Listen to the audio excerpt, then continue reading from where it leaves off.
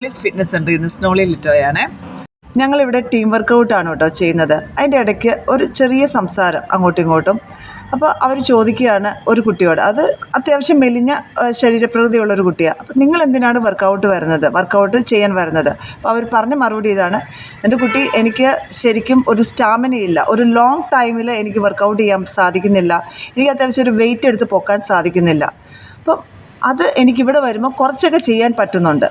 പിന്നെ ഇന്നലെ വന്ന് ഒരു ജോയിൻ ചെയ്ത ഒരു ലേഡി എന്നോട് പറയുകയാണ്, ആസ് എ മദർ, ഞാനൊരു ഫാമിലി വുമനാണ്, എനിക്ക് ഫാമിലിയുടെ ഫുൾ കാര്യങ്ങൾ എനിക്ക് ചെയ്യാൻ സാധിക്കുന്നില്ല സ്നോളി, എനിക്ക് അതാണ് ഫസ്റ്റ് ചെയ്യേണ്ടത്.